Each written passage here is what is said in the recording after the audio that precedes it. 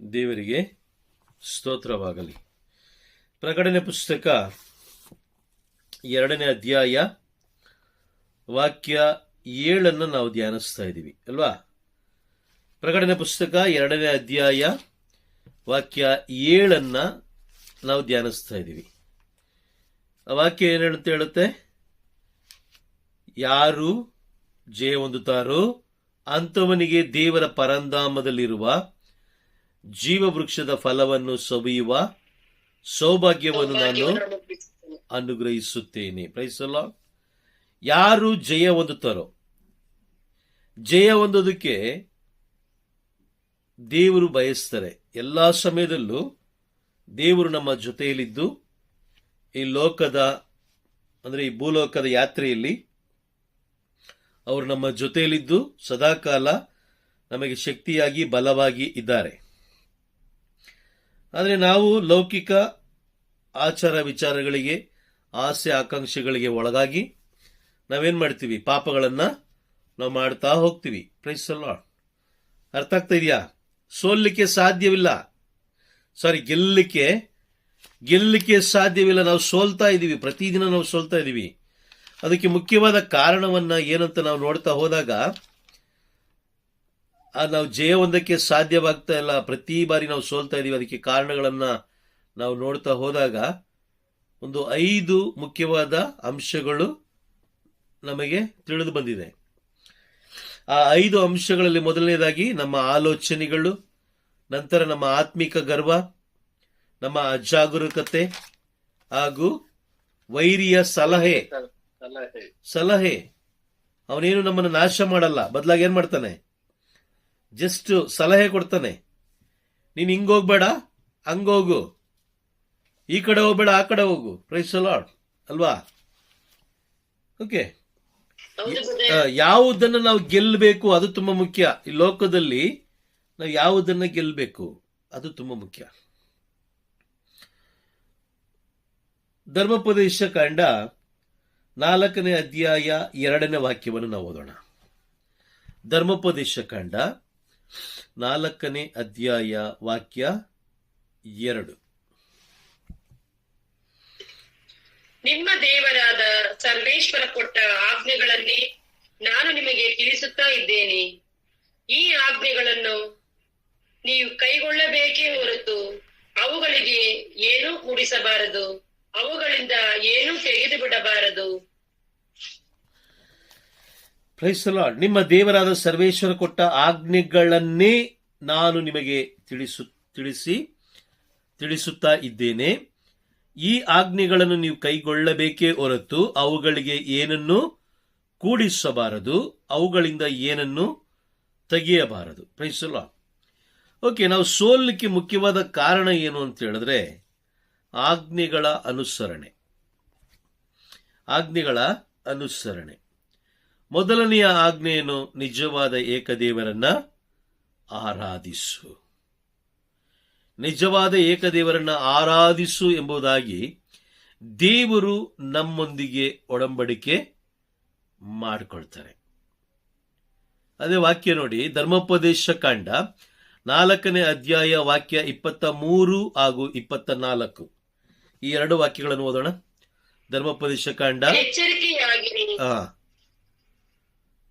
ಎಚ್ಚರಿಕೆಯಾಗಿರಿ, ನಿಮ್ಮ ದೇವರಾದ ಸರ್ವೇಶ್ವರ ನಿಮ್ಮ ಸಂಗಡ ಮಾಡಿಕೊಂಡ ಒಡಂಬಡಿಕೆಯನ್ನು ಮರೆತು ಬಿಡಬೇಡಿ. ಅವರು ಪೂಜಿಸಬೇಡಿರೆಂದು ನಿಷೇಧಿಸಿದ ಯಾವ ವಿಗ್ರಹ ವಸ್ತುಗಳನ್ನು ಮಾಡಿಕೊಳ್ಳಬೇಡಿ. ಏಕೆಂದರೆ ನಿಮ್ಮ ದೇವರಾದ ಸರ್ವೇಶ್ವರ ಕಬಳಿಸಿ ಬಿಡುವ ಅಗ್ನಿಯಂತವರು. ತಮಗೆ ಸಲ್ಲಬೇಕಾದ ಗೌರವವನ್ನು ಮತ್ತೊಬ್ಬರಿಗೆ ಸಲ್ಲಕೊಡದ ದೇವರು. Praise the lord. ಕಳೆದ ಕ್ಲಾಸಲ್ಲಿ ನಾವು ತಿಳ್ಕೊಂಡಿದ್ದೀವಿ? ದೇವರು ನಮ್ಮ ಸ್ವಾಭಿಮಾನಿ ದೇವರು. ವಿಮೋಚನ ಕಾಂಡ 34ನೇ ಅಧ್ಯಾಯ ವಾಕ್ಯ 14ರಲ್ಲಿ ನಾವು ತಿಳ್ಕೊಂಡಿದ್ದೀವಿ. ದೇವರು ಸ್ವಾಭಿಮಾನಿ, ತನಗೆ ಸಲ್ಲಬೇಕಾದ ಗೌರವವನ್ನು ಬೇರೆಯವರಿಗೆ ಬಿಟ್ಟು ಕೊಡೋದಿಲ್ಲ. ಜೀವ ಇರುವ ದೇವರಿಗೆ ನೀಡಬೇಕಾದ ಗೌರವ, ಜೀವ ಇಲ್ಲದೆ ಇರುವ ವಸ್ತುಗಾಗಲಿ ವ್ಯಕ್ತಿಗಾಗಲಿ ಕೊಟ್ಟಿದ್ದೇ ಆದರೆ ದೇವರು ಏನ್ ಮಾಡ್ತಾರಂತೆ? ದಂಡಿಸ್ತಾರೆ ಅಲ್ವಾ? ಹೌದಾ? ನಿಜನಾ? ಖಂಡಿತವಾಗ್ಲೂ ದಂಡಿಸ್ತಾರೆ. Price the lord. ನಮ್ಮ ಪ್ರಾರ್ಥನೆ ಅಂದ್ರೆ ನಾವು ಜಯ ಹೊಂದಲಿಕ್ಕೆ ಸಾಧ್ಯವಾಗದೇ ಇರೋ ಕಾರಣ, ಪ್ರಮುಖವಾದ ಕಾರಣ ಮೊದಲನೆಯ ಆಜ್ಞೆ, ನಿಜವಾದ ಏಕದೇವರನ್ನು ಆರಾಧಿಸು. ಯೇಸು ಸ್ವಾಮಿ ಹೇಳ್ತಾರೆ, ಯೋಹಾನನು ಬರೆದ ಶುಭ ಸಂದೇಶ 4ನೇ ಅಧ್ಯಾಯ ವಾಕ್ಯ 24ರಲ್ಲಿ ಹೇಳ್ತಾರೆ, 24ರಲ್ಲಿ ಹೇಳ್ತಾರೆ, ದೇವರು ಆತ್ಮಸ್ವರೂಪಿ, ಅವರಿಗೇನಿಲ್ಲ, ಶರೀರ ಇಲ್ಲ, ಅವರನ್ನ ಆತ್ಮದಿಂದಲೂ ಸತ್ಯದಿಂದಲೂ ನೀನು ಆರಾಧಿಸತಕ್ಕದ್ದು. ಇದು ಯೇಸು ಸ್ವಾಮಿ ಹೊಸ ಒಡಂಬಡಿಕೆಯಲ್ಲಿ ಹೇಳಿದ್ದು. ಆದರೆ ಈ ದಿನಗಳಲ್ಲಿ ಸೈತಾನ ಸಲಹೆ ಕೊಟ್ಟು ಎಲ್ಲಿಯ ತನಕ ತಂದಿಟ್ಟಿದ್ದಾನಂತ ಹೇಳಿದ್ರೆ, ಕೆಲವು ಜನ ಹೇಳ್ತಾರೆ, ಒಂದು ರೂಪ ಇಲ್ಲದೆ ಹೋದ್ರೆ ನಮಗೆ ಪ್ರಾರ್ಥನೆ ಮಾಡಲಿಕ್ಕೆ ಆಗೋದಿಲ್ಲ. ಆ ಮಟ್ಟಿಗೆ ತಂದಿಟ್ಟಿದ್ದಾನೆ. ರೂಪ ಇದ್ರೆ ಮಾತ್ರ ಅವರ ಕಣ್ಣಿಗೆ ರೂಪ ಕಾಣಿಸ್ಬೇಕು. ರೂಪ ಕಾಣಿಸಿದಾಗ ಮಾತ್ರ ಅವರು ಪ್ರಾರ್ಥನೆಗೆ ಕುಳಿತುಕೊಳ್ತಾರೆ, ಇಲ್ಲಾಂದ್ರೆ ಪ್ರಾರ್ಥನೆಗೆ ಕುತ್ಕೊಳ್ಳೋದಿಲ್ಲ. ಅವ್ರು ಹೇಳ್ತಾರೆ, ಇಲ್ಲ ಬ್ರದರ್, ಆ ಥರ ಇದ್ರೆ ಮಾತ್ರ ಪ್ರಾರ್ಥನೆ ಮಾಡೋಕ್ಕಾಗೋದು, ಇಲ್ಲಾಂದ್ರೆ ಪ್ರೇಯರ್ ಮಾಡೋಕ್ಕೆ ನಮ್ಮ ಕೈಲಿ ಆಗೋದಿಲ್ಲ. Praise the lord. ಅರ್ಥ ಆಗ್ತಾ ಇದೆಯಾ? ಸೈತಾನ ಸಲಹೆ ಕೊಡ್ತಾ ಇದ್ದಾನೆ, ಅವನು ಏನು ಮಾರ್ಗವನ್ನ ಅವನು ಬದಲಾಯಿಸ್ತಾನೆ. ದೇವರು ಏನು ಹೇಳಿದ್ರು ಅದಕ್ಕೆ ವಿರುದ್ಧವಾಗಿ ಎಚ್ಚರಿಕೆಯಾಗಿರಿ. ನಿಮ್ಮ ದೇವರಾದ ಸರ್ವೇಶ್ವರ ನಿಮ್ಮ ಸಂಗಡ ಮಾಡಿಕೊಂಡ ಒಡಂಬಡಿಕೆಯನ್ನು ಮರೆತು ಬಿಡಬೇಡಿ.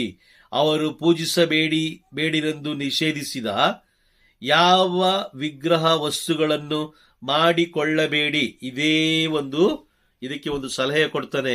ಏದೇನ್ ತೋಟದಲ್ಲಿ ಏನು ಅವನು ಸಲಹೆ ಕೊಟ್ಟನೋ ಅವಳಿಗೆ ಅದೇ ಸಲಹೆಯನ್ನ ನಮ್ಮ ಜನರಿಗೆ ಕೊಡ್ತಾನೆ. ಅದು ಸಲಹೆ ಅವನು ಕೊಡ್ಲಿಕ್ಕೆ ಚೆನ್ನಾಗಿ ಗೊತ್ತಿದೆ, ಯಾರ ಮುಖಾಂತರ ಕೊಡಿಸ್ಬೇಕು, ಯಾವ ರೀತಿ ಕೊಡಿಸ್ಬೇಕು, ಜನಗಳು ಯಾರು ಹೇಳಿದ್ರೆ ನಂಬ್ತಾರೆ, ಯಾರು ಹೇಳಿದ್ರೆ ಗ್ರಹಿಸ್ಕೊಳ್ತಾರೆ, ಯಾರು ಹೇಳಿದ್ರೆ ಅನುಸರಿಸ್ತಾರೆ ಅಂತ ಚೆನ್ನಾಗಿ ಗೊತ್ತಿದೆ. ಆ ವ್ಯಕ್ತಿಯನ್ನ ಅವನೇನ್ ಮಾಡ್ತಾನೆ? ಆಕ್ರಮಿಸಿಕೊಂಡು ಆ ವ್ಯಕ್ತಿಯ ಮುಖಾಂತರ ಅವನು ಎಷ್ಟೇ ದೊಡ್ಡ ವ್ಯಕ್ತಿಯಾಗಿದ್ರು ಅವನು ಆ ವ್ಯಕ್ತಿಯಲ್ಲಿ ತನ್ನ ಸ್ವಭಾವವನ್ನ ಬಿತ್ತುತ್ತಾನೆ. ಮತ್ತಾಯನು ಬರೆದ ಶುಭ ಸಂದೇಶ 13ನೇ ಅಧ್ಯಾಯದಲ್ಲಿ ನಾವು ನೋಡ್ತೀವಿ. ಮತ್ತಾಯನು ಬರೆದ ಶುಭ ಸಂದೇಶ 13ನೇ ಅಧ್ಯಾಯದಲ್ಲಿ ನಾವು ನೋಡ್ತೀವಿ. 13ನೇ ಅಧ್ಯಾಯ 24ನೇ ವಾಕ್ಯದಲ್ಲಿ ಯೇಸು ಸ್ವಾಮಿ ಜನರಿಗೆ ಮತ್ತೊಂದು ಸಾಮತೆಯನ್ನು ಹೇಳಿದರು. ಸ್ವರ್ಗ ಸಾಮ್ರಾಜ್ಯವು ತನ್ನ ಹೊಲದಲ್ಲಿ ಒಳ್ಳೆಯ ಗೋಧಿಯನ್ನು ಬಿತ್ತಿದ ರೈತನನ್ನು ಹೋಲುತ್ತದೆ.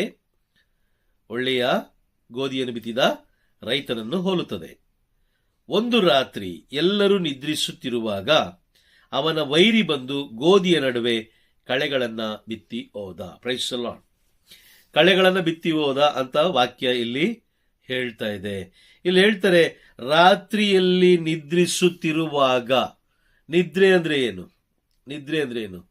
ದೇವರಿಂದ ದೂರ ಹೋಗೋದು ಅಲ್ವಾ? ದೇವರಿಂದ ದೂರ ಹೋಗೋದು. ಇವನೇನ್ ಮಾಡ್ದ? ಈಗ ನಿದ್ರೆ ಬರುವಂತೆ ಮಾಡ್ದ. Praise the lord. ಅರ್ಥ ಆಗ್ತಾ ಇದೆಯಾ? ನಿದ್ರೆ ಬರುವಂತೆ ಮಾಡ್ದ. ಏನು? ಓಕೆ, ನಿದ್ರೆ ಬರೋದಂದ್ರೆ ಅರ್ಥ ಏನು ನೋಡಿ. 1 ಥೆಸ್ಸಲೋನಿಯರಿಗೆ ಬರೆದ ಪತ್ರ 5ನೇ ಅಧ್ಯಾಯ. ಓಕೆ, ಅಲ್ಲಿ 5ನೇ ವಾಕ್ಯ ಮತ್ತೆ 6ನೇ ವಾಕ್ಯವನ್ನು ಓದೋಣ. 5 ಹಾಗೂ 6.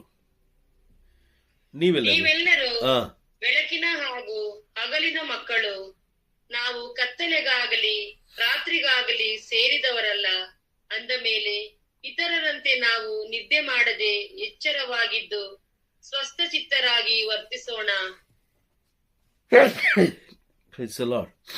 ಓಕೆ, 7ನೇ ವಾಕ್ಯ ಮುಂದುವರಿಸಿ.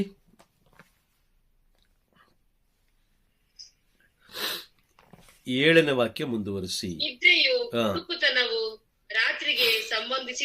ನಿದ್ರೆಯು ಕುಡುಕುತನವು ರಾತ್ರಿಗೆ ಸಂಬಂಧಿಸಿದವು. ರಾತ್ರಿ ಅಂತ ಹೇಳಿದ್ರೆ ಸೈತಾನ. Praise the lord. ಬೆಳಕು ಅಂತ ಹೇಳಿದ್ರೆ ಪ್ರಭು ಯೇಸು ಕ್ರಿಸ್ತರು. ಅರ್ಥ ಆಗ್ತಿದೆ ನಿಮಗೆ? ನಾನು ತಿಳಿಸ್ತಾರೆ ಅರ್ಥ ಆಗ್ತಾ ಇದೆ ಬ್ರದರ್. ಬೆಳಕು ಅಂದ್ರೆ ಪ್ರಭು ಯೇಸು ಕ್ರಿಸ್ತರು, ರಾತ್ರಿ ಅಂತ ಹೇಳಿದ್ರೆ ಅದು ಸೈತಾನ. ಇಲ್ಲಿ ವಾಕ್ಯ ಸ್ಪಷ್ಟವಾಗಿ ಹೇಳ್ತಾ ಇದೆ. ಇಲ್ಲಿ ಏನು ಹೇಳ್ತಾ ಇದ್ದಾರೆ? ನಿದ್ರೆ ಹಾಗೂ ಕುಡುಕುತನ ರಾತ್ರಿಗೆ ಸಂಬಂಧಿಸಿದವು. ಮೊದಲು ಸೈತಾನ ಏನ್ ಮಾಡ್ತಾನೆ? ಸ್ವಲ್ಪ ಸ್ವಲ್ಪವಾಗಿ ಸ್ವಲ್ಪ ಸ್ವಲ್ಪವಾಗಿ ಸ್ವಲ್ಪ ಸ್ವಲ್ಪವಾಗಿ ದೇವರಿಂದ ನಮ್ಮನ್ನ ಬೇರ್ಪಡಿಸ್ತಾನೆ, ದೇವರ ವಾಕ್ಯದಿಂದ ಬೇರ್ಪಡಿಸ್ತಾನೆ, ಸತ್ಯವಾಕ್ಯದಿಂದ, ಸತ್ಯ ಬೋಧನೆಯಿಂದ ಬೇರ್ಪಡಿಸ್ತಾನೆ. ಅವನು ಹೆಚ್ಚು ಏನ್ ಮಾಡ್ತಾನೆ ಅಂತ ಹೇಳಿದ್ರೆ ಸುಳ್ಳಿನ ಕಡೆ, ಅಂದ್ರೆ ರಾತ್ರಿಯ ಕಡೆ, ನಿದ್ರೆಯ ಕಡೆ ನಮಗೆಲ್ಲ ಸಲಹೆ ಕೊಡ್ತಾ ಇರ್ತಾನೆ. ನೀನು ಇಲ್ಲಿ ಹೋಗ್ಬೇಡ, ಯಾಕೆ ಮಲಗ್ತೀಯಾ, ಅಂದ್ರೆ ಯಾಕೆ ಎಚ್ಚರವಾಗಿರ್ತೀಯಾ, ರೆಸ್ಟ್ ಮಾಡ್ಬೋದಲ್ವಾ ನೀನು. ಜಾಸ್ತಿ ಪ್ರೇಯರ್ ಏನಾದ್ರು ಮಾಡಕ್ ಹೋದ್ರೆ ಇಷ್ಟು ಪ್ರೇಯರ್ ಮಾಡ್ಬೇಕಾ, ಸ್ವಲ್ಪ ರೆಸ್ಟ್ ಮಾಡ್ಬೇಕು ತಾನೆ ನೀನು. ಇಷ್ಟೊಂದು ಏನ್ ಮಾಡ್ಬೇಕು, ಇಷ್ಟೊಂದು ಪ್ರೇಯರ್ ಮಾಡ್ಬೇಕಾ, ಸಲಹೆ ಕೊಡೋದವನು. ಅವನು ನಿಮ್ಮನ್ನ ದಾರಿ ತಪ್ಪಿಸೋದಿಲ್ಲ, ಅವನು ನಿಮ್ಮನ್ನ ಹಾಳು ಮಾಡೋದಿಲ್ಲ. ಅವನು ಜಸ್ಟ್ ಏನ್ ಮಾಡ್ತಾನೆ? ಸಲಹೆ ಕೊಡ್ತಾನೆ. ನಿರ್ಧಾರ ಮಾಡ್ಬೇಕಾಗಿರೋದು ಯಾರು? ನಾವು. ಅದಕ್ಕೆ ಸಂತ ಪೌಲರು ಹೇಳ್ತಾರೆ, ಸೈತಾನನ ಕುತಂತ್ರಗಳನ್ನು ನೀವು ಅರಿಯದವರೇನೂ ಅಲ್ಲ, ಅವನ ಕೈ ಮೇಲಾಗದಂತೆ ನೀವು ನೋಡಿಕೊಳ್ಳಬೇಕು. Praise the lord. ವಾಕ್ಯ ಹೇಳುತ್ತೆ ನೋಡಿ, 2 ಕೊರಿಂಥಿ 2ನೇ ಅಧ್ಯಾಯ ವಾಕ್ಯ 11. ಆ ವಾಕ್ಯವನ್ನು ಓದಿ. 2 ಕೊರಿಂಥಿ 2ನೇ ಅಧ್ಯಾಯ. ಕುತಂತ್ರಗಳನ್ನು ನಾವು ಅರಿಯದವರಲ್ಲ, ಅವನ ಕೈ ಮೇಲಾಗದಂತೆ ನಾವು ನೋಡಿಕೊಳ್ಳಬೇಕು. 2 ಕೊರಿಂಥಿ 2ನೇ ಅಧ್ಯಾಯ 11ನೇ ವಾಕ್ಯ ಹೇಳುತ್ತೆ, ಸೈತಾನನ ಕುತಂತ್ರಗಳನ್ನು ನಾವು ಅರಿಯದವರಲ್ಲ, ಅವನ ಕೈ ಮೇಲಾಗದಂತೆ ನಾವು ನೋಡಿಕೊಳ್ಳಬೇಕು. Praise the lord. ಇವನು ನಿದ್ರೆ ಬರಲಿಕ್ಕೆ, ರೆಸ್ಟ್ ಮಾಡ್ಲಿಕ್ಕೆ ಯಾರ ಮುಖಾಂತರ ಹೇಳ್ತಾನೆ? ದಾರಿಲಿ ಹೋಗೋರ್ ಮುಖಾಂತರ ಹೇಳ್ತಾನ? ದಾರಿಲಿ ಹೋಗೋ ಮುಖಾಂತರ ಹೇಳ್ತಾನ? ಮತ್ತೆ ಯಾರ ಮುಖಾಂತರ?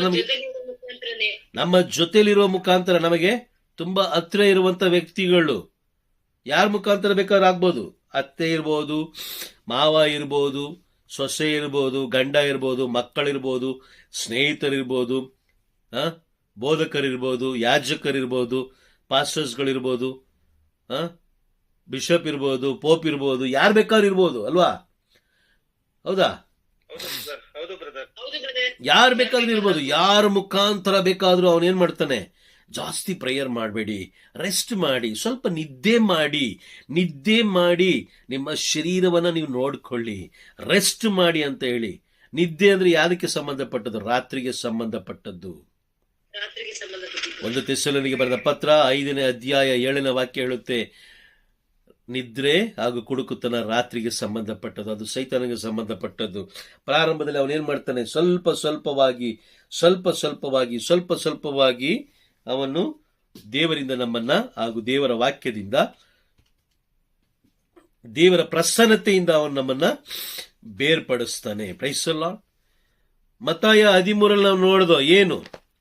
ರಾತ್ರಿ ನಿದ್ರಿಸುತ್ತಿರುವಾಗ, ಎಲ್ಲರೂ ನಿದ್ರಿಸುತ್ತಿರುವಾಗ, ಅಂದ್ರೆ ನಿದ್ರಿಸೋದಂದ್ರೆ ಏನು?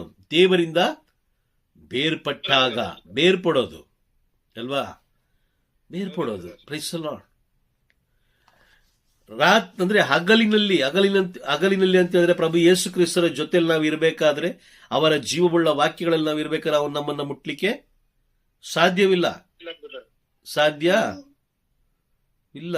ಯಾಕಂತ ಹೇಳಿದ್ರೆ ಇಲ್ಲ. ಯಾಕೆ ಅಂತಂದ್ರೆ ಇಬ್ರಿಯರಿಗೆ ಬರೆದ ಪತ್ರ 13ನೇ ಅಧ್ಯಾಯ, ಇಬ್ರಿಯರಿಗೆ ಬರೆದ ಪತ್ರ 13ನೇ ಅಧ್ಯಾಯದಲ್ಲಿ ನಾವು ಓದ್ತೀವಿ. 12:29 ಇಬ್ರಿಯ 12:29 ನಾವು ಓದ್ತೀವಿ, ನಮ್ಮ ದೇವರು ದಹಿಸುವ ಅಗ್ನಿಯಾಗಿದ್ದಾರೆ. Praise the lord. ವಾಕ್ಯ ಇದೆಯಾ ಅಲ್ಲಿ ನೋಡಿ? ನಮ್ಮ ದೇವರು ದಹಿಸುವ ಅಗ್ನಿ. ನಮ್ಮ ದೇವರು ದಹಿಸುವ ಅಗ್ನಿ. ಧರ್ಮೋಪದೇಶ ಕಂಡ 4ನೇ ಅಧ್ಯಾಯ 3ನೇ ವಾಕ್ಯ ಓದಿ. ಧರ್ಮೋಪದೇಶ ಕಂಡ 4ನೇ ಅಧ್ಯಾಯ 3ನೇ ವಾಕ್ಯ. 1 ನಿಮಿಷ ಇರಿ. 24ನೇ ವಾಕ್ಯ, 4:24.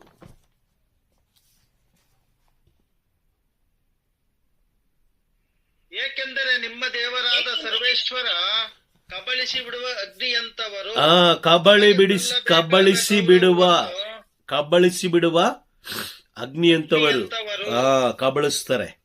ಹಾಗಾಗಿ ಅವನೇನ್ ಮಾಡ್ತಾನೆ, ನಾವು ಅವರೊಂದಿಗೆ ಇರಬೇಕಾದ್ರೆ ನಮ್ಮನ್ನ ಮುಟ್ಟೋದಿಲ್ಲ. ಇನ್ನೊಂದು ವಿಷಯ ಏನಂದ್ರೆ, ದೇವರ ವಾಕ್ಯದ ಬಳಿಗೆ ಬರಲಿಕ್ಕೆ ನಮ್ಮನ್ನ ಕೆಲವು ಜನರನ್ನ ಬಿಡೋದೇ ಇಲ್ಲ. ಲೋಕದ ವಿಷಯಗಳು, ಲೋಕದ ಆಚಾರ ವಿಚಾರಗಳು, ಲೋಕದ ಪ್ರಾರ್ಥನೆಗಳಿಗೆ ನೂರಾರು ಮಂದಿ ಬಂದು ಸೇರ್ತಾರೆ, ಅದರಲ್ಲೇನು ಎರಡು ಮಾತಿಲ್ಲ. ದೇವರ ವಾಕ್ಯ ಅಂದ್ರೆ ಸತ್ಯವಾದ ದೇವರ ವಾಕ್ಯ, ದೇವರ ಜೀವವುಳ್ಳ ವಾಕ್ಯಗಳು ಇದೆ ಅಂತ ಹೇಳಿದ್ರೆ ಆಗ ಅಲ್ಲಿ ಕೊರತೆ ಕಂಡುಹಿಡಿತಾರೆ. ಓ, ಇವರ ವಾಕ್ಯದ ಭಯದಿಂದ ಇವ್ರೇನ್ ಮಾಡ್ತಾರೆ, ಇವ್ರು ಹೇಳ್ತಾರ, ಇವ್ರು ಹೇಳ್ತಾರ, ಅಯ್ಯೋ ಇವ್ರ ಬಗ್ಗೆ ನಮಗೆ ಗೊತ್ತಿಲ್ವಾ? Praise the lord. ಇದೆಲ್ಲ ಏನು? ಸಲಹೆ ಕೊಡೋದು ಸೈತಾನ. ಹೌದಾ? ಹೌದು ಬ್ರದರ್. ಸಲಹೆ ಕೊಡೋದು. ಇದೀರಾ? ಇದೀವಿ ಬ್ರದರ್. Price the lord. ಸಲಹೆ ಕೊಡೋದು ಏನಂತ? ಅಲ್ಯಾಕೆ ನೀನು ಹೋಗ್ತೀಯಾ? ಅಲ್ಲೋಗೋ ಬದಲು ರೆಸ್ಟ್ ಮಾಡು. ಯಾರು ಗೊತ್ತು ಯಾರ ಮುಖಾಂತರ ದೇವರು ಮಾತಾಡ್ತಾರಂತ ಯಾರಿಗೂ ಗೊತ್ತಿಲ್ಲ. Praise the lord. ಹೌದಾ? ಯಾರಿಗೂ ಗೊತ್ತಿಲ್ಲ. ಕಳೆದ ಬಾರಿ ಕೇರಳ ರಾಜ್ಯದಲ್ಲಿ ಸುನಾಮಿ ಬಂದಾಗ, ಅಂದ್ರೆ ಪ್ರಳಯ ಬಂದಾಗ, ಒಬ್ಬ ಹುಚ್ಚನ ಮುಖಾಂತರ ದೇವರು ಮಾತಾಡಿಸಿದ್ರು. ಮೊದಲು ಒಬ್ಬ ಬೋಧಕರ ಮುಖಾಂತರ ಮಾತಾಡಿಸಿದ್ರು. ಜನರು ಅನ್ಕೊಂಡ್ರು, ಅಲ್ಲಿದ್ದವ್ರು ಅನ್ಕೊಂಡ್ರು ಈ ಬೋಧಕ ಹೇಳಿದ್ರೆ ಆಗ್ಬಿಡುತ್ತಾ? ಇಂಥ ದೊಡ್ಡ ದೊಡ್ಡ ಬೋಧಕರಿದ್ದಾರೆ, ಎಷ್ಟು ದೊಡ್ಡ ದೊಡ್ಡ ಬೋಧಕರಿದ್ದಾರೆ, ಎಷ್ಟು ದೊಡ್ಡ ದೊಡ್ಡ ಯಾಜಕರಿದ್ದಾರೆ. ಅವ್ರು ಗೊತ್ತಿಲ್ದಿರೋದೆಲ್ಲ ಇವ್ರು ಗೊತ್ತಿದ್ಯಾ?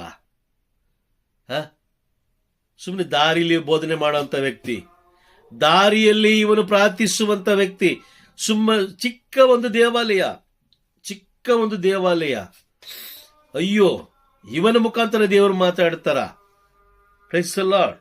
1 ವರ್ಷ ಆದ್ಮೇಲೆ ಪ್ರಳಯ ಸಮೀಪವಾಗ್ತದಂಗೆನೆ ದೇವರು ಯಾರ ಜೊತೆಲಿ ಮಾತಾಡಿದ್ರು? ಒಬ್ಬ ಹುಚ್ಚನ ಜೊತೆಲಿ ಮಾತಾಡಿದ್ರು. ಹುಚ್ಚ ಹೇಳ್ದ, ಹುಚ್ಚ ಅನೌನ್ಸ್ ಮಾಡ್ದ, ಹುಚ್ಚ ಪ್ರಕಟಪಡಿಸ್ದ. ಆ ಹುಚ್ಚನನ್ನು ನೋಡಿ ಏನ್ ಹೇಳಿದ್ರು ಜನರು? ಇವನೊಬ್ಬ ಹುಚ್ಚ ಅಂತ ಹೇಳಿದ್ರು. ಜನರು ಅಂಗೀಕಾರ ಮಾಡ್ಕೊಳ್ಳಿಲ್ಲ. ದೊಡ್ಡ ದೊಡ್ಡ ಬೋಧಕರು ಹೇಳಿದ್ರೆ ಮಾತ್ರ ಅಂಗೀಕಾರ ಮಾಡ್ಕೊಳ್ಳೋದು ಅನ್ನೋದು ಅದು ಅಪ್ಪಟ ಸುಳ್ಳು. 1 ಕೊರಿಂಥಿಯರಿಗೆ ಬರೆದ ಪತ್ರ 1ನೇ ಅಧ್ಯಾಯ 1 ಕೊರಿಂಥಿಯರಿಗೆ ಬರೆದ ಪತ್ರ 1ನೇ ಅಧ್ಯಾಯದಲ್ಲಿ ಇಲ್ಲಿ ವಾಕ್ಯ ಏನಿದೆ ನೋಡಿ, 26 ಹಾಗೂ 27 ಈ 2 ವಾಕ್ಯಗಳನ್ನು ನಾವು ನೋಡಬೇಕಾದ್ರೆ, ದೇವರು ಜ್ಞಾನಿಗಳೊಂದಿಗೆ ಮಾತನಾಡೋದಿಲ್ಲ. ತಾವು ಜ್ಞಾನಿಗಳು ಅಂತ ಯಾರು ತಮ್ಮನ್ನೇ ಏನ್ ಮಾಡ್ಕೊಳ್ತಾರೆ, ಕರ್ಕೊಳ್ತಾರೋ, ನಾನು ಜ್ಞಾನಿ ಅಂತ ಕಳ್ಕೊಳ್ತಾರೋ ಅವ್ರ ಜೊತೆಲಿ ಮಾತಾಡೋದಿಲ್ಲ. ಬದಲಾಗಿ ಯಾರ ಜೊತೆಲಿ ಮಾತಾಡ್ತಾರೆ? ಲಜ್ಜೆಗೆಟ್ಟವ್ರ ಜೊತೆಲಿ ಮಾತಾಡ್ತಾರೆ. ನಾಚಿಕೆಗೀಡಾದವ್ರ ಜೊತೆಲಿ ಮಾತಾಡ್ತಾರೆ. ಲೋಕ ಯಾರನ್ನು ದೂಷಿಸುತ್ತೋ ಅವ್ರ ಮುಖಾಂತರ ಮಾತಾಡ್ತಾರೆ. ಕೇರಳದಲ್ಲೂ ಅದೇ ಆಗಿದ್ದು ನಾವು ಕಣ್ಣಾರೆ ನೋಡಿದ್ವಿ, ನೇರವಾದ ಸಾಕ್ಷಿ. Price the lord. ಕಳೆದ ಬಾರಿ ಲಾಸ್ ಏಂಜಲೀಸ್ ಅಲ್ಲಿ ಕಳೆದ 2-3 ತಿಂಗಳು ಅನ್ಕೊಳ್ತೀನಿ, ಲಾಸ್ ಏಂಜಲೀಸ್ ಅಲ್ಲಿ ಏನಾಯ್ತು? ಅಗ್ನಿ, ಬೆಂಕಿ ಅಲ್ವಾ? ಅದಕ್ಕಿಂತ ಮುಂಚೆ ಕೆಲವು ಬೋಧಕರು ಹೆಂಗಸರು ಬೋಧನೆ ಮಾಡಿದ್ರು, ಹೆಂಗಸರು ಪ್ರವಾದನೆ ನೋಡಿದ್ರು. ಮಾನಸಾಂತರ ಹೊಂದ್ರಿ, ದೇವರ ಕೋಪ ಇಳಿದು ಬರ್ತಾ ಇದೆ ಅಂತ ಹೇಳಿದ್ರು. ಆದ್ರೆ ಜನಗಳು ಕೇಳಿದ್ರ? ನೋ, ಕೇಳಲಿಲ್ಲ. ಈ ಅಳಿಸಿದ್ರು. ದೇವರೇನ್ ಮಾಡಿದ್ರು? ಒಂದೇ ದಿನದಲ್ಲಿ ಆರಿಸಲಾಗದ ಬೆಂಕಿಯನ್ನು ಕಳಿಸ್ಕೊಟ್ರು. Price the lord. ವಾಕ್ಯ ಏನು ಹೇಳ್ತಾ ಇದೆ? ಧರ್ಮೋಪದೇಶ ಕಡೆ 4ನೇ ಅಧ್ಯಾಯ 24ನೇ ವಾಕ್ಯ ಏನು ಹೇಳ್ತಾ ಇದೆ? ಏಕೆಂದ್ರೆ ನಿಮ್ಮ ದೇವರಾದ ಸರ್ವೇಶ್ವರ ಕಬಳಿಸಿ ಬಿಡುವ ಅಗ್ನಿ ಅಂತವರು ತಮಗೆ ಸಲ್ಲಬೇಕಾದ ಗೌರವವನ್ನು ಮತ್ತೊಬ್ಬನಿಗೆ ಸಲ್ಲಗೊಳಿಸೋದಿಲ್ಲ. ನಿಜವಾದ ಏಕದೇವರನ್ನು ಆರಾಧಿಸು ಎಂಬ ವಾಕ್ಯವನ್ನು ನಾವು ನೋಡಿದ್ದೀವಿ. ಅದು ಒಡಂಬಡಿಕೆ, ದೇವರು ನಮ್ಮೊಂದಿಗೆ ಮಾಡಿಕೊಂಡಂತ ಒಡಂಬಡಿಕೆ ಹಾಗೂ ದೇವರು ನಮಗೆ ಕೊಟ್ಟಂತ ಕಟ್ಟಳೆ ಅದು. ಹೌದಾ? Praise the lord. ಹೌದು ಬ್ರದರ್. ವಿಗ್ರಹಾರಾಧನೆ ನೀವು ಮಾಡಬೇಡಿ ಅಂತ ಹೇಳ್ತಾರೆ. ಭೂಮಿಯ ಮೇಲಿರುವ ಸಂಚರಿಸುವ ಯಾವುದೇ ಮೃಗದ ಆಗ್ಲಿ, ಯಾವುದು ಮನುಷ್ಯನ ರೂಪದಲ್ಲಾಗ್ಲಿ, ಪ್ರಾಣಿಗಳ ರೂಪದಾಗಲಿ ಯಾವುದು ನೀವು ಮಾಡಿಕೊಳ್ಳಬೇಡಿ, ಮಾಡಿಕೊಳ್ಳದೆ ನಿಜವಾದ ಏಕದೇವರನ್ನು ನೀವು ಆರಾಧಿಸ್ರಿ ಅಂತ ಹೇಳುತ್ತೆ. ಆದ್ರೆ ನಮಗೆಲ್ಲ ಈಗ ಸೈತಾನ ಏನ್ ಸಲಹೆ ಕೊಟ್ಬಿಟ್ಟ? ಸಲಹೆ ಏನ್ ಕೊಟ್ಟ? ರೂಪ ಇದ್ರೆ ಮಾತ್ರ, ನಿನ್ನ ಕಣ್ಣಿಗೆ ರೂಪ ಕಾಣಿಸಿದ್ರೆ ಮಾತ್ರ ನಿನಗೆ ಪ್ರಾರ್ಥನೆ ಕೂತ್ಕೊಳ್ಳೋಕೆ ಸಾಧ್ಯ. ನಿನ್ನ ಕಣ್ಣಿಗೆ ರೂಪ ಕಾಣಿಸ್ಲಿಲ್ಲ ಅಂತೇಳಿ ನಿನಗೆ ಪ್ರಾರ್ಥನೆ ಮಾಡಲಿಕ್ಕೆ ಸಾಧ್ಯ ಇಲ್ಲ ಅಂತ ಹೇಳಿದ್ರೆ ಆಗ ತಿಳ್ಕೊ, ಸೈತಾನ ನಿನ್ನ ಮುನ್ನಡೆಸ್ತಾ ಇದ್ದಾನೆ. ರೂಪವಿಲ್ಲದೆ ನೀನು ಪ್ರಾರ್ಥನೆ ಮಾಡಕ್ ಆಗ್ತಲ್ಲ ಅಂತ ಹೇಳಿದ್ರೆ, ರೂಪವಿಲ್ಲದೆ ಅಂದ್ರೆ ಯಾವುದೇ ಒಂದು ರೂಪ ಇಲ್ಲದೆ ನೀನು ಪ್ರಾರ್ಥನೆ ಕೂತ್ಕೊಳ್ಳಕ್ ಆಗ್ತಲ್ಲ ಅಂತ ಹೇಳಿದ್ರೆ ಅಲ್ಲಿ ಸೈತಾನ ನಿನ್ನ ಕುಟುಂಬವನ್ನ ಮುನ್ನಡೆಸ್ತಾ ಇದ್ದಾನೆ, ಅವನು ನಡೆಸ್ತಾ ಇದ್ದಾನೆ. Praise the lord. ಹಾಗಾಗಿ ಸೈತಾನ ಯಾವಾಗ ನಮಗೆ ಸಲಹೆ ಕೊಡ್ತಾನೋ ಆಗ ನಾವು ದೇವರ ರಾಜ್ಯ ಸೇರೋದು ತುಂಬಾ ಕಷ್ಟ ಇದೆ, ತುಂಬಾ ಕಷ್ಟ ಇದೆ. Praise the lord. ನಾವು ಅನ್ಕೊಳ್ತೀವಿ ದೇವರ ರಾಜ್ಯ ಬಲು ಸುಲಭವಾಗಿ ಸೇರ್ಕೊಳ್ಬೋದು ಅಂತ ನಾವು ಅನ್ಕೊಳ್ತೀವಿ. ಖಂಡಿತವಾಗಲೂ ಎಂದಿಗೂ ಸಾಧ್ಯವಿಲ್ಲ, ಎಂದಿಗೂ ಸಾಧ್ಯವಿಲ್ಲ. ಉತ್ತರ ಭಾರತದಲ್ಲಿ ದೇವರನ್ನು ಆರಾಧಿಸುವಂತ ಎಲ್ಲಾ ಚರ್ಚ್ಗಳನ್ನು ಒಡೆದಾಕಿದ್ರು. ಸುಮ್ಮನೆ ಹೊಡೆದಾಕ್ತಾರ? ಇಲ್ಲ ಅಲ್ವಾ? ಸುಮ್ಮನೆ ಹೊಡೆದಾಕ್ಲಿಕ್ಕೆ ಸಾಧ್ಯವಿಲ್ಲ. ದೇವರ ಪ್ರಸನ್ನತೆ ಅಲ್ಲಿರೋ ಕಾರಣ ಅವ್ರು ಏನ್ ಮಾಡಿದ್ರು? ಸೈತಾನ ಪಕ್ಕದವ್ರಿಗೆ, ಅಂದ್ರೆ ನಮ್ಮ ಜೊತೆಲಿರುವಂತವ್ರಿಗೆ, ನಮ್ಮ ಮನೆ ಪಕ್ಕದಲ್ಲಿರೋರಿಗೆ ಅವನೇನ್ ಮಾಡ್ದ? ಸಲಹೆ ಕೊಟ್ಟ. ಏನಂತ ಸಲಹೆ ಕೊಟ್ಟ? ಇವರಿದ್ರೆ ನೀನು ಬೆಳೆಯಕ್ಕಾಗಲ್ಲ, ಇವರಿದ್ರೆ ನೀನು ಮುಂದೆ ಬರಕ್ಕಾಗಲ್ಲ. ಈಗ ಸಲಹೆ ಕೊಟ್ಟ ಕಾರಣ ಅವ್ರೇನ್ ಮಾಡಿದ್ರು? ಅವ್ರಿಗೂ ಗೊತ್ತಿಲ್ಲ, ಎಲ್ಲವನ್ನ ದೇವಾಲಯವನ್ನ ನಾಶ ಮಾಡಿದ್ರು. Praise the lord.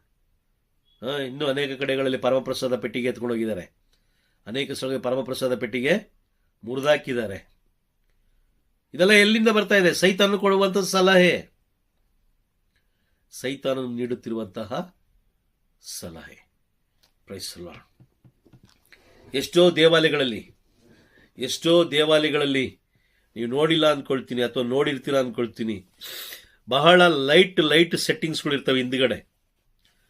ಅವ್ರು ಹಾಡು ಆಡ್ತಾ ಇದ್ರೆ ಹಾಗೆ ಲೈಟ್ಗಳು ಹಾಗೆ ಉರಿತಾ ಇರ್ತವೆ, ಮ್ಯಾಜಿಕ್ ತರ. ಈ ಕಡೆ ಒಂದು. ನಾನು ಜಾಸ್ತಿ ತಮಿಳ್ನಾಡಲ್ಲಿ ನಾನು ನೋಡ್ತಾ ಇದ್ದೀನಿ ಈ ದಿನಗಳಲ್ಲಿ. ನೋಡಿದ್ದೀರಾ? Praise the lord. ಆ ರೀತಿಯ ಬೂಟಾಟಿಕೆಯ ಆರಾಧನೆಯನ್ನ ದೇವರು ಏನ್ ಮಾಡಲ್ಲ? ಮೆಚ್ಚೋದಿಲ್ಲ. ಆ ರೀತಿಯ ಬೂಟಾಟಿಕೆಯ ಒಂದು ಆರಾಧನೆ. Praise the lord. ರೋಮನರಿಗೆ ಬರೆದ ಪತ್ರ 12ನೇ ಅಧ್ಯಾಯ 1ನೇ ವಾಕ್ಯ ಹೇಳುತ್ತೆ. ಏನ್ ಹೇಳುತ್ತೆ? ದೇವರಿಗೆ ಮೀಸಲಾದ ಮೆಚ್ಚುಗೆಯಾದ ಸಜೀವ ಬಲಿಯಾಗಿ, ಜೀವಂತವುಳ್ಳ ಬಲಿಯಾಗಿ ನಾವು ಅರ್ಪಿಸ್ಕೊಳ್ಬೇಕು. ನಮ್ಮನ್ನೇ ನಾವು ಅರ್ಪಿಸಿಕೊಳ್ಬೇಕಷ್ಟೇನೆ. ಈ ದಿನದಲ್ಲಿ ಏನಾಯ್ತು? ದೇವರಿಂದ ಸಣ್ಣ ಸ್ವಲ್ಪವಾಗಿ ಇಂಚಾಗಿ ತುಂಬಾ ಮಿಲಿ ಸೆಂಟಿಮೀಟರ್ ಅಷ್ಟು ಸ್ವಲ್ಪ ಅವನೇನ್ ಮಾಡ್ತಾನೆ? ದೇವರಿಂದ ನಮ್ಮನ್ನ ಬೇರ್ಪಡಿಸ್ತಾ ಹೋಗ್ತಾನೆ. Praise the lord. ಮೊದಲು ಏನ್ ಮಾಡ್ತಾನೆ ಅವನು ಮಾಡುವ ಕೆಲಸ ಇಷ್ಟೇ. ಮೊದಲು ನಮಗೆ ನಿದ್ರೆ ಬರುವಂತೆ ಮಾಡ್ತಾನೆ. ಅಂದ್ರೆ ಏನು? ನಾವು ದೇವರಿಂದ ದೂರ ಆಗ್ಬೇಕು ಎಂಬ ಆಲೋಚನೆ ಬಿತ್ತನೆ ಮಾಡ್ತಾನೆ.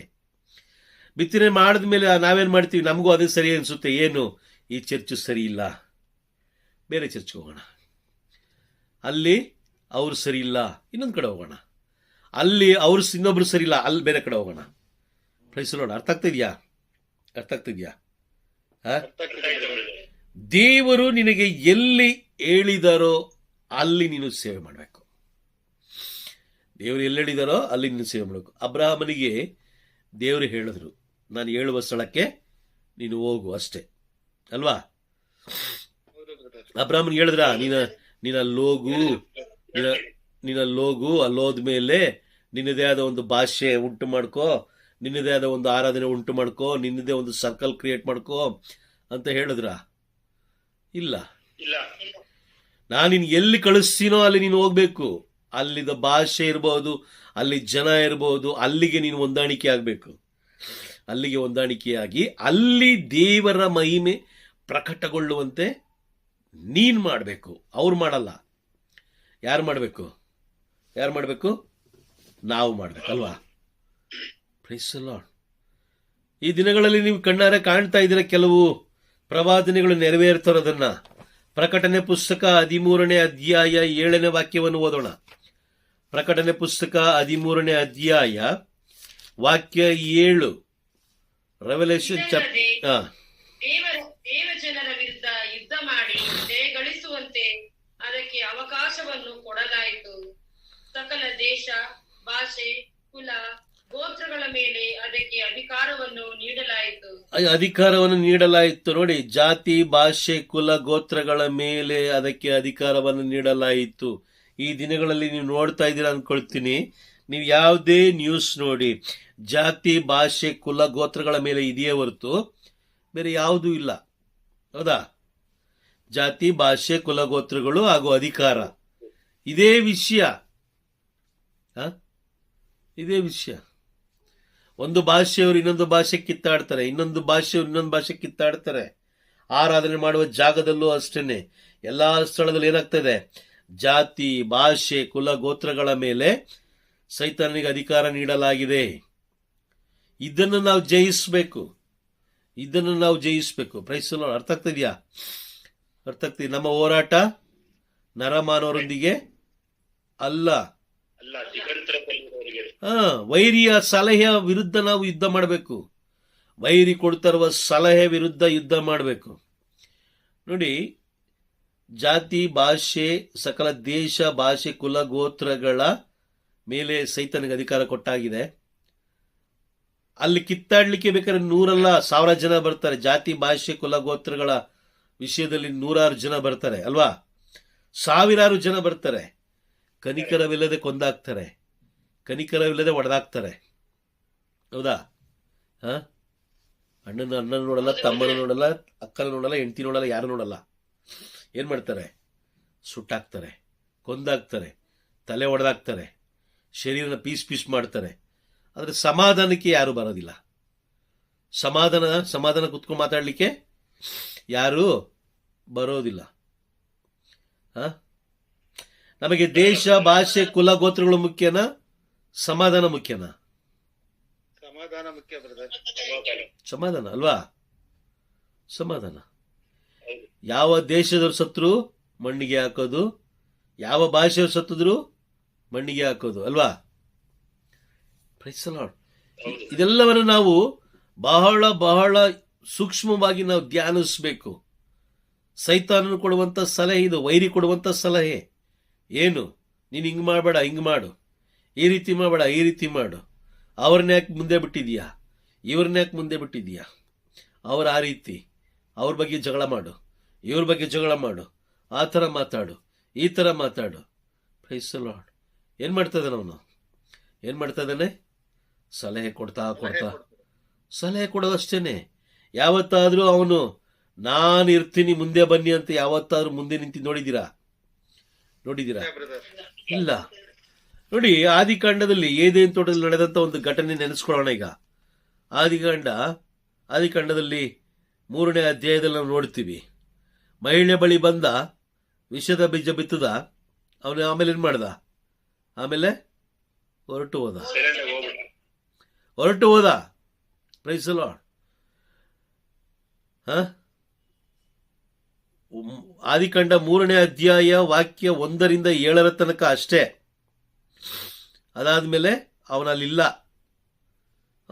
8ನೇ ವಾಕ್ಯದಿಂದ ಇಲ್ಲ ಅಲ್ಲಿ ಅವನು. ಯಾಕಂದ್ರೆ ಅಲ್ಲಿ ಯಾರು ಬರ್ತಾ ಇದ್ದಾರೆ? ಸರ್ವೇಶ್ವರಾದ ದೇವರು ಬರ್ತಾ ಇದ್ದಾರೆ. ಈಗ ಬೆಳಕು ಬರ್ಬೇಕಾದ್ರೆ ಕತ್ಲೆ ಅಲ್ಲಿ ಇರುತ್ತಾ? ಹೊರಟೋಗುತ್ತೆ ಅಲ್ವಾ? Praise the lord.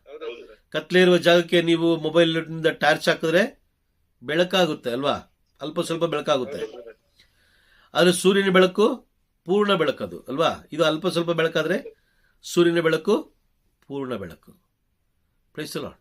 ಸೂರ್ಯನ ಬೆಳಕೆ ಪೂರ್ಣ ಅಂತ ಹೇಳಿದ್ರೆ ಸೂರ್ಯನನ್ನು ಉಂಟು ಮಾಡಿದವರು ಬರ್ತಾ ಇದಾರೆ ಅಂದ್ರೆ ಬೆಳಕಿನ ಹೆಂಗಿರ್ಬೋದು?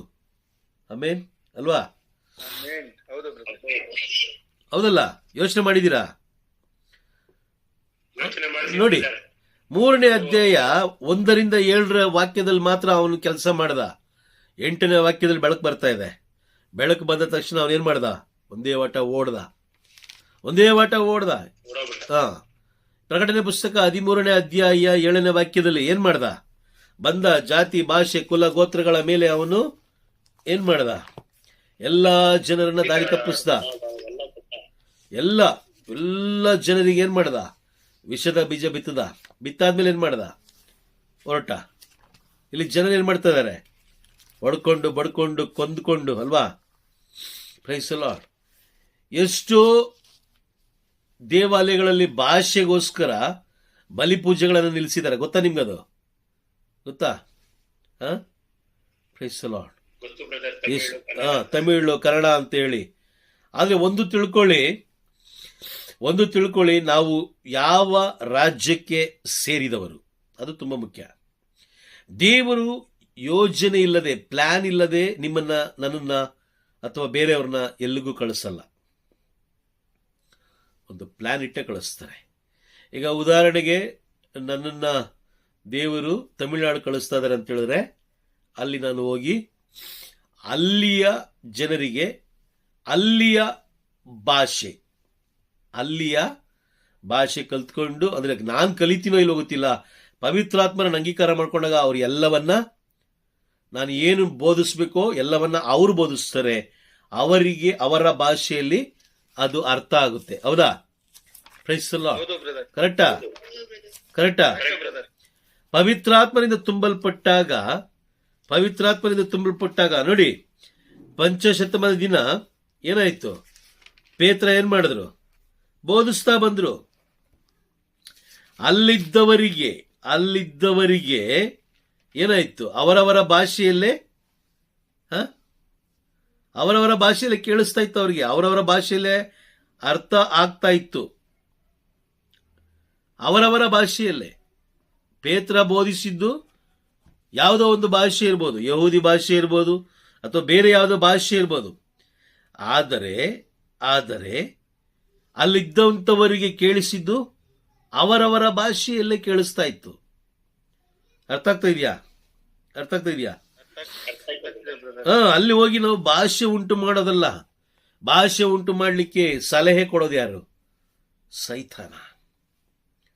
ಎಷ್ಟೋ ದೇವಾಲಯಗಳು ನಿಂತೋಗಿದೆ. ಎಷ್ಟೋ ಯಾಜಕರು ಬೇಸರ ಮಾಡ್ಕೊಂಡಿದ್ದಾರೆ. ಅಯ್ಯೋ, ಏನ್ ಹಿಂಗಾಗೋಯ್ತಲ್ಲ, ಏನ್ ಈ ತರ ಆಗ್ತಾ ಇದೆಯಲ್ಲ ಅಂತ ಹೇಳಿ ಅವ್ರೇನ್ ಮಾಡ್ತಾ ಇದಾರೆ? ಬೇಸರ ಮಾಡ್ಕೊಂಡಿದ್ದಾರೆ. Praise the lord. ಆದರೆ ಸೈತಾನ ಏನ್ ಮಾಡ್ತಾ ಇದ್ದ? ಒಂದು ವಾಕ್ಯ ಓದೋಣ. ಪ್ರೇಷಿತರ ಕಾರ್ಯಕಲಾಪಗಳು 2ನೇ ಅಧ್ಯಾಯ ವಾಕ್ಯ 5, 6, 7, 8 ಓದಿ. ಅದೇ ಸಮಯದಲ್ಲಿ ವಿಶ್ವದ ಎಲ್ಲಾ ದೇಶಗಳಿಂದ ಧರ್ಮನಿಷ್ಠ ಯಹೂದ್ಯರು ಜೆರುಸಲೇಮಿಗೆ ಬಂದು ತಂಗಿದರು. ಆ ಶಬ್ದವನ್ನು ಕೇಳಿದ್ದೇ ಜನರ ದೊಡ್ಡ ಗುಂಪು ಸೇರಿತು. ಭಕ್ತಾದಿಗಳು ಮಾತನಾಡುತ್ತಿದ್ದುದನ್ನು ತಮ್ಮ ತಮ್ಮ ಭಾಷೆಗಳಲ್ಲಿ ಕೇಳಿದ ಜನರು ದಿಗ್ಭ್ರಮೆಗೊಂಡರು. ಅವರೆಲ್ಲರೂ ವಿಸ್ಮಿತರಾಗಿ, ಹೀಗೆ ಮಾತನಾಡುವ ಇವರೆಲ್ಲ ಗಲಿಲೆಯದವರಲ್ಲವೇ? ನಮ್ಮಲ್ಲಿ ಪ್ರತಿಯೊಬ್ಬನು ಇವರು ಮಾತನಾಡುತ್ತಿರುವುದನ್ನು ತನ್ನ ಮಾತೃಭಾಷೆಯಲ್ಲೇ ಕೇಳುತ್ತಿರುವುದು ಹೇಗೆ? ನೋಡಿ, ಅವರಿಗೆ ಡೌಟ್ ಬಂತು. ಪ್ರಾರಂಭದಲ್ಲೇನು? ವಿಶ್ವದ ಎಲ್ಲಾ ದೇಶಗಳಿಂದ ಧರ್ಮನಿಷ್ಠ ಯಹೂದ್ಯರು ಜೆರುಸಲೇಮ್ ಬರ್ತಾರೆ. ಅಲ್ಲಿ ಎಲ್ಲ ಬಂದು ಗುಂಪು ಸೇರ್ತಾರೆ. ಅಲ್ಲೆಲ್ಲ ಬೋಧನೆ ಮಾಡಬೇಕಾದ್ರೆ 8ನೇ ವಾಕ್ಯ ತುಂಬಾ ಇಂಪಾರ್ಟೆಂಟ್. ಇವರು ಮಾತನಾಡುತ್ತಿರುವುದನ್ನ ತನ್ನ ಮಾತೃಭಾಷೆಯಲ್ಲಿ ಕೇಳುತ್ತಿರುವುದಾದರೂ ಹೇಗೆ? Praise the lord. ಸೈತಾನ ಏನ್ ಮಾಡ್ತಾನೆ ಗೊತ್ತಾ? ಒಂದು ಊರಿಗೆ ಕಳಿಸ್ಕೊಡ್ತಾನೆ, ನಿಮ್ಮನ್ನ ಕಳಿಸ್ಕೊಡ್ತಾನೆ. ನಿಮ್ಮಲ್ಲಿ ಸ್ವಲ್ಪ ಹಣ ಇದೆ, ಸ್ವಲ್ಪ ಪವರ್ ಇದೆ ಅಂತ ತಿಳ್ಕೊಳ್ಳೋಣ. ಯಾವುದೋ ಒಂದು ಕೆಲಸದ ಮೇಲೆ ಈಗ ನೀವು ಅಲ್ಲಿ ತಮಿಳ್ನಾಡಿಗೆ ಹೋಗಿದ್ದೀರಾ. ತಮಿಳ್ನಾಡಿಗೆ ಹೋಗಿ ಅಲ್ಲೇನ್ ಮಾಡ್ತೀರಾ? ತಮಿಳ್ನಾಡಿಗೋ ಆಂಧ್ರಗೋ ಎಲ್ಲೋ ಒಂದ್ ಕಡೆ ಹೋಗ್ತೀರಾ. ನಿಮ್ಮಲ್ಲಿ ಸ್ವಲ್ಪ ಹಣ ಬಲ ಇರುವ ಕಾರಣ ಜನರು ಏನ್ ಮಾಡ್ತಾರೆ? ದೇವರಿಗಿಂತ ಅತಿ ಮುಖ್ಯವಾಗಿ ಹಣದ ವಿಷಯಕ್ಕೆ ಮಹತ್ವ ಕೊಡ್ತಾರೆ. ಹೌದಾ? Praise the lord. ಹಣಕ್ಕೆ ಮಹತ್ವ ಕೊಡ್ತಾರೆ. ಅದು ಯಾರೇ ಆಗಿರಲಿ, ಬೋಧಕರೇ ಆಗಿರಲಿ, ಯಾಜಕರೇ ಆಗಿರಲಿ, ಯಾರೇ ಆಗಿರಲಿ, ಹಣಕ್ಕೆ ಮಹತ್ವ ಕೊಡ್ತಾರೆ. ಈತ ಹೋಗ್ತಾನೆ, ಹೋಗಿ ಫಾದರ್ ಹತ್ರನೋ ಯಾಜಕರ ಹತ್ರನೋ ಅಥವಾ ಬೋಧಕರ ಹತ್ರ ಮಾತಾಡ್ತಾನೆ, ಪಾಸ್ಟರ್ಸ್ಗಳ ಹತ್ರ ಮಾತಾಡ್ತಾನೆ. ನೀವು ಮಾಡ್ತಾ ಇದ್ದೀರಾ, ತುಂಬ ಖುಷಿ ಇದೆ, ಆದರೆ ನನಗೆ ಭಾಷೆ ಅರ್ಥ ಆಗೋದಿಲ್ಲ, ಹಾಗಾಗಿ ನೀವು ನನಗೆ ಕನ್ನಡ ಭಾಷೆಯಲ್ಲಿ ಅಥವಾ ತಮಿಳ್ ಭಾಷೆಯಲ್ಲಿ ಅಥವಾ ತೆಲುಗು ಭಾಷೆಯಲ್ಲಿ ನೀವೇನಾದರೂ ಪೂಜೆ ಕೊಟ್ಟರೆ ನನಗೆ ತುಂಬ ತುಂಬ ಉಪಯೋಗ ಆಗುತ್ತೆ. ಬೇಕಾದ್ರೆ ನಾನು ಚರ್ಚಿಗೆ ಒಂದು ಸ್ಪೀಕರೋ ಒಂದು ಮೈಕೋ ಏನೋ ಒಂದು ನಾನು ಕೊಡಿಸ್ತೀನಿ ಅಂತ ಹೇಳ್ಬೋದು, ಅಥವಾ ಮುಂಚಿತವಾಗಿ ಕೊಡಿಸ್ಬೋದು. ಅವ್ರು ಕೇಳೋದಕ್ಕಿಂತ ಮುಂಚಿತವಾಗಿಯೇ ಕೊಡಿಸ್ಬೋದು, ಯಾಕಂದ್ರೆ ಹಣ ಇದೆ ಅಲ್ವಾ. ಪ್ರೈಸಲ್ಲ, ಇವನಲ್ಲಿ ಹಣ ಇದೆ. ಹಣದಿಂದ ಇವನೇನು ಮಾಡ್ದ? ದೇವಾಲಯದಲ್ಲಿ ಆರಾಧನೆಯನ್ನ ಕೊಂಡುಕೊಳ್ಳಲಿಕ್ಕೆ ನೋಡ್ದ. ಇಲ್ಲಿ ವಾಕ್ಯ ಏನು ಹೇಳ್ತದೆ? ಎಲ್ಲರೂ ಒಟ್ಟಾಗಿ ಸೇರಿ ಅಲ್ವಾ? ಇದೆಯಾ ವಾಕ್ಯ? ಇದೆಯಾ? ಜನರ ದೊಡ್ಡ ಗುಂಪು ಸೇರಿತು ಅಲ್ವಾ? ದೊಡ್ಡ ಗುಂಪು ಸೇರಿತ್ತು, ದೊಡ್ಡ ಜನ, ಎಲ್ಲ ಜನ ಬಂದು ಸೇರ್ಕೊಂಡ್ರು. ಇವನೇನು ಮಾಡ್ದ? ಹೋದ, ಅಲ್ಲಿ ಕೆಲವು ವಸ್ತುಗಳನ್ನು ದೇವಾಲಯಕ್ಕೆ ಕೊಡಿಸ್ತಾ, ಎಲ್ಲಿ ಕೊರತೆ ಇದೆಯೋ ಆ ಕೊರತೆನೆಲ್ಲ ನೀಗಿಸ್ದ. ಕೊನೆಗೆ ಏನು ಮಾಡ್ದ?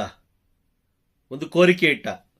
ಕೊರತೆ ನೀಗಿಸಿ ಒಂದು ಕೋರಿಕೆ ಇಟ್ಟ. ಅವನು ಮುಂಚಿತವಾಗಿಯೇ ಕೋರಿಕೆ ಇಡಲಿಲ್ಲ, ಅಲ್ಲಿದ್ದಂಥ ಕೊರತೆಯನ್ನು ನೀಗಿಸ್ತಾ ನಂತರ ಕೋರಿಕೆ ಇಟ್ಟ. ನನಗೆ ಭಾಷೆ ಗೊತ್ತಿಲ್ಲ, ಏನು ಮಾಡೋದು? ಭಾಷೆ ಗೊತ್ತಿಲ್ಲ, ಏನು ಮಾಡೋದು ಅಂತ ಹೇಳಿದಾಗ ಅಲ್ಲಿದ್ದಂಥ ಬೋಧಕರಿರ್ಬೋದು ಅಥವಾ ಯಾಜಕರಿರ್ಬೋದು, ಅವ್ರೇನು ಮಾಡಿದ್ರು? ಕೂತ್ಕೊಂಡು ಸಮಾಲೋಚನೆ ಮಾಡೋದು. ಏನು ಮಾಡ್ಬೋದು? ಸರಿ, ಒಂದು ಪ್ಲಾನ್ ಹೊಳಿತು. ಈಗ ಏನು ನಡೀತಾ ಇದೆ ಆರಾಧನೆ, 8 ಗಂಟೆಗೆ ಅದು ಆಗೇ ಹೋಗ್ಲಿ. ಆರಾಧನೆ 8 ಗಂಟೆಗೆ ಏನು ಆರಾಧನೆ ಹೋಗ್ತಾ ಇದೆಯೋ ಆರಾಧನೆ ಆಗೇ ಹೋಗ್ಲಿ. ಆದರೆ ನಿಮಗೆ ಮಾತ್ರ ಸ್ಪೆಷಲ್ ಆಗಿ ನಾನೇನು ಮಾಡ್ತೀನಿ? 10 ಗಂಟೆಗೆ ಕೊಡ್ತೀನಿ. ನಿಮಗೆ ಮಾತ್ರ ನಾನೇನು ಮಾಡ್ತೀನಿ? 10 ಗಂಟೆಗೆ ಕೊಡ್ತೀನಿ. ಅಲ್ಲಿ ತನಕ ಇಡೀ ಚರ್ಚಿಂಗ್ ಒಗ್ಗಟ್ಟಾಗಿತ್ತು. ಇಡೀ ಚರ್ಚು ಒಗ್ಗಟ್ಟಾಗಿತ್ತು. ಸೈತಾನ ಒಬ್ಬ ವ್ಯಕ್ತಿಯ ಮುಖಾಂತರ ಸಲಹೆ ಕೊಟ್ಟು ಅವನನ್ನ ಅಲ್ಲಿ ಕಳಿಸಿ ಸಹಾಯ ಮಾಡಿಸಿ ಆದಮೇಲೆ ಒಗ್ಗಟ್ಟಾಗಿರುವಂತಹ ಆ ದೇವಾಲಯವನ್ನು ಮುರಿಲಿಕ್ಕೆ ನೋಡ್ತಾನೆ. ಆಗ ಆ ಒಂದು ಸಹಾಯ ಪಡೆದಂತ ಬೋಧಕರಿರ್ಬೋದು ಅಥವಾ ಯಾಜಕರಿರ್ಬೋದು, ಮುಂದಿನ ಸ್ವಲ್ಪ ವಾರಗಳಾದ್ಮೇಲೆ ಅವ್ರು ಅನೌನ್ಸ್ ಮಾಡ್ತಾರೆ, ತುಂಬಾ ಜನ ಈ ಭಾಷೆಯ ಬಲಿಪೂಜೆನ ಕೇಳಲಿಕ್ಕೆ, ಈ ಭಾಷೆಯಲ್ಲಿ ಆರಾಧನೆ ಕೇಳಲಿಕ್ಕೆ ಏನ್ ಮಾಡ್ತಾ ಇದ್ದಾರೆ? ನನಗೆ ಕೋರಿಕೆ ಇಟ್ಟಿದ್ದಾರೆ. ಸೊ ಹಾಗಾಗಿ ಈಗಿರುವ ಆರಾಧನೆ ಹಾಗೆ ಇರುತ್ತೆ. ಒಂದು ಸ್ಪೆಷಲ್ ಆಗಿ ಮಾಡೋಣ ಅಂತೇಳಿ ಅವನೇನ್ ಮಾಡ್ತಾನೆ? ಈಗ ನಾವು ಮಾಡ್ದ ಗೊತ್ತಾ? 10 ಗಂಟೆಗೆ ಒಂದು ಕ್ಲಾಸ್ ಪ್ರಾರಂಭ ಮಾಡಿದ್ದು, ಹೌದಾ? ಕೇಳ್ಕೊಂಡು, ಅಯ್ಯೋ ಬ್ರದರ್, ನಮಗೆ ಬೇಕು, ನಮ್ಗೆ ಅರ್ಥ ಆಗಲ್ಲ, ನಮಗೆ ಸಾಕಾಗಲ್ಲ, ಓಕೆ ದಾಹ ಇದೆ ನೋಡೋಣ ಅಂತೇಳಿ ನಾವು ಪ್ರಾರಂಭ ಮಾಡ್ದೋ. ಕೊನೆಗೇನಾಯ್ತು? ನಿಂತೋಯ್ತಲ್ವಾ? ಅದೇ ತರನೇ ಆರಾಧನೆಗಳು, ಪರಿಶುದ್ಧವಾದ ಆರಾಧನೆ ನಡೆಯಬಾರದು. ಒಂದೇ ಆರಾಧನೆ, ಎಲ್ಲರೂ ಒಟ್ಟಾಗಿ ಸೇರಿ ಆರಾಧಿಸಬಾರದು ಅಂತ ಇಲ್ಲಿ ವಾಕ್ಯ ಸ್ಪಷ್ಟವಾಗಿ ಹೇಳ್ತಾ ಇದೆ. ಪ್ರೇಷಿತರ ಕಾರ್ಯಕಲಾಪಗಳು 2ನೇ ಅಧ್ಯಾಯದಲ್ಲಿ ನಾವು ನೋಡ್ತೀವಿ. ಅಲ್ಲಿ ವಿವಿಧ ವಿಶ್ವದ ಎಲ್ಲ ಕಡೆಯಿಂದ ಬಂದಂತ ಜನರು ಒಂದು ಕಡೆ ಗುಂಪು ಸೇರ್ತಾರೆ.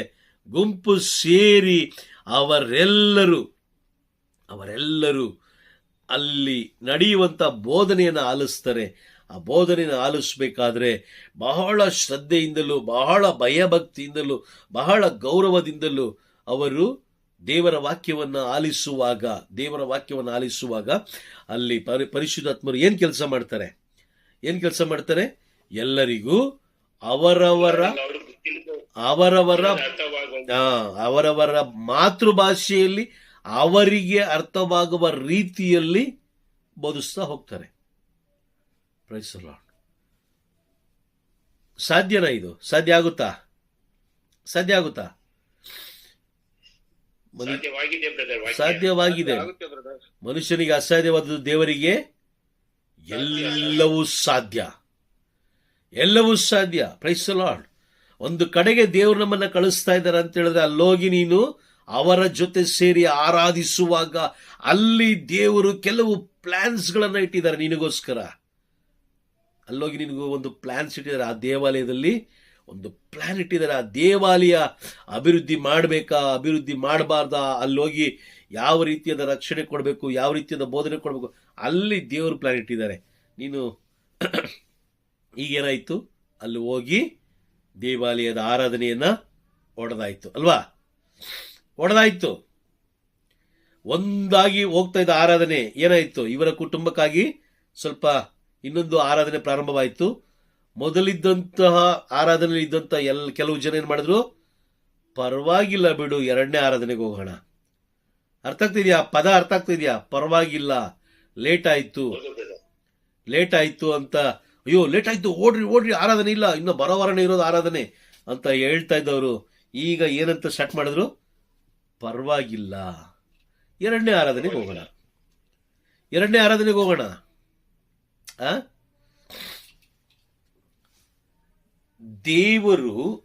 ದೇವರಿಗೆ ಒಂದೇ ಭಾಷೆ, ಹೌದಾ? ಹಳೆ ಒಡಂಬಡಿಕೆಯಲ್ಲಿ ಜನರು ದೇವರಿಗೆ ವಿರುದ್ಧವಾಗಿ ಎಲ್ಲಿ ದಂಗೆ ಹೇಳ್ತಾರೋ ಅನ್ನೋ ಕಾರಣಕ್ಕೋಸ್ಕರ ದೇವರೇನ್ ಮಾಡಿದ್ರು, ಎಲ್ಲರನ್ನ ಬೇರ್ಪಡಿಸಿದ್ರು. ಯಾರ್ದು ಒಂದೇ ಭಾಷೆ ಇರಬಾರ್ದು ಅಂತ ಹೇಳಿ ಬೇರ್ಪಡಿಸಿದ್ರು.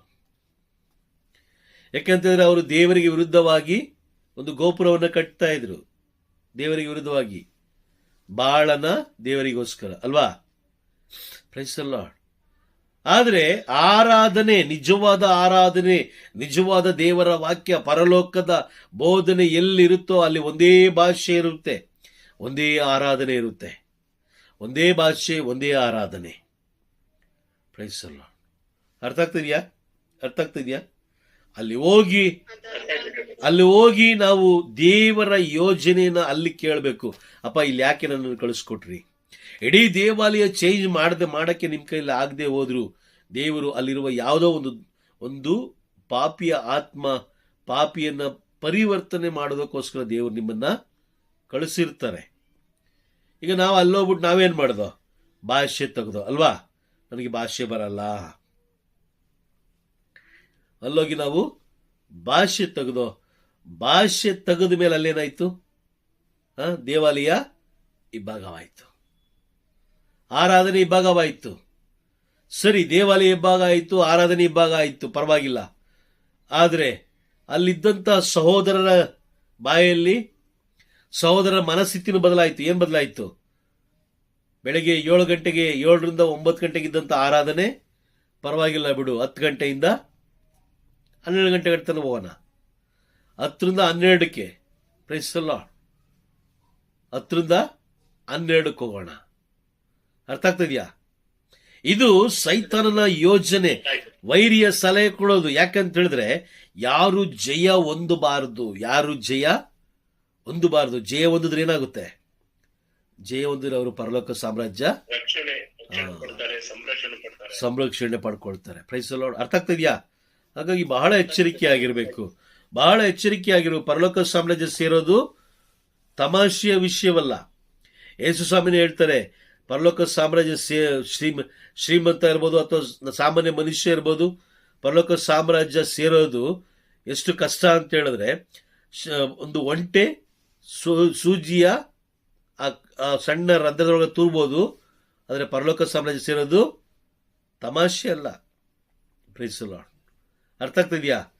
ಮೊದಲು ನಾವು ಅರ್ಥಕೊಳ್ಬೇಕು, ಇದು ವೈರಿಯ ಸಲಹೆನ ಅಥವಾ ಪರಿಶುದ್ಧಾತ್ಮರ ಪ್ಲಾನ ಅಂತೇಳಿ ನಾವು ತಿಳ್ಕೊಂಡ್ರೆ ಮಾತ್ರ ನಾವು ದೇವರ ರಾಜ್ಯಕ್ಕೆ ಸೇರ್ಲಿಕ್ಕೆ ಸಾಧ್ಯ. ಇಲ್ಲ ಅಂತ ಹೇಳಿದ್ರೆ ಖಂಡಿತವಲ್ಲೂ ಪರಲೋಕ ರಾಜ್ಯ ಸೇರ್ಲಿಕ್ಕೆ ಸಾಧ್ಯವಿಲ್ಲ. Praise the lord. ಅರ್ಥ ಆಯ್ತಾ? ಯಾವಾಗ ಅರ್ಥ ಆಗುತ್ತೆ ಅಂತ ಹೇಳಿದ್ರೆ, ನಾವು ಸಂಪೂರ್ಣವಾಗಿ ಒಪ್ಪಿಸಿಕೊಟ್ಟಾಗ ಹಾಗೂ ಪ್ರತಿದಿನ ದೇವರ ವಾಕ್ಯಗಳನ್ನು ಓದುವಾಗ. ಯಾಕೆ ಅಂತ ಹೇಳಿದ್ರೆ ನೋಡಿ, ಮನುಷ್ಯ ಬೋಧಿಸಿದ್ರೆ ಇವತ್ತು ಏನು ಬೋಧಿಸ್ತಾನೋ ಅದು ನಾಳೆ ಅವನು ವ್ಯತ್ಯಾಸವಾಗಿ ಬೋಧಿಸ್ತಾನೆ. ಅದಾದಮೇಲೆ ಮತ್ತೆ ಬೇರೆ ರೀತಿಯಲ್ಲಿ ಬೋಧಿಸ್ತಾನೆ. ಕೊನೆಗೆ ಅವನು ಎಲ್ಲೋ ಯಾವ ರೀತಿ ಬೋಧಿಸ್ತಾನೆ ಅಂತ ಹೇಳಿದ್ರೆ, ತನಗೆ ಅದರಿಂದ ಲಾಭ ಇದ್ರೆ ಮಾತ್ರ ಬೋಧಿಸ್ತಾನೆ, ಇಲ್ಲಾಂದ್ರೆ ಅವನು ಬೋಧಿಸೋದಿಲ್ಲ. ಇಲ್ಲಾಂದ್ರೆ ಅವನು ಏನು ಮಾಡಲ್ಲ, ಬೋಧಿಸೋದಿಲ್ಲ. ಆದರೆ ಬೈಬಲ್ ಹಂಗಲ್ಲ. ಆದಿಯು ಅಂತ್ಯವು ಬೈಬಲ್. ಆದಿಯು ಅಂತ್ಯವು ಏನಾಗಿದೆ, ಬದಲಾಗದ ಒಂದೇ ಒಂದು ಪುಸ್ತಕ ಅಂತ ಹೇಳಿದ್ರೆ ಅದು ಬೈಬಲ್. ದೇವರ ವಾಕ್ಯ ಬೈಬಲ್. ವಾಕ್ಯಗಳು ಬದಲಾಗಲ್ಲ, ವಾಕ್ಯದ ಅರ್ಥ ಬದಲಾಗಲ್ಲ, ವಾಕ್ಯದ ಆ ಯೋಜನೆ ಬದಲಾಗಲ್ಲ, ವಾಕ್ಯದ ಪ್ಲಾನ್ ಬದಲಾಗಲ್ಲ, ವಾಕ್ಯದ ಗುಣಮಟ್ಟ ಬದಲಾಗಲ್ಲ, ವಾಕ್ಯದ ಆ ಒಂದು ಪ್ರಸನ್ನತೆ ಬದಲಾಗಲ್ಲ, ವಾಕ್ಯದ ಯಾವುದೇ ಸ್ಥಿತಿಗತಿಗಳು ಬದಲಾಗಲ್ಲ. ಆದರೆ ಮನುಷ್ಯ ಬದಲಾಗ್ತಾ ಇರ್ತಾನೆ.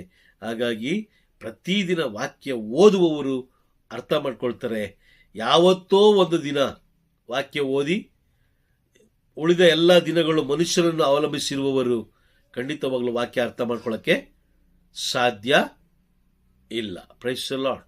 ಅರ್ಥ ಆಯ್ತಾ? ಓಕೆ, ದೇವರ ನಾಮಕ್ಕೆ ಮಹಿಮೆ ಉಂಟಾಗಲಿ. Price the lord.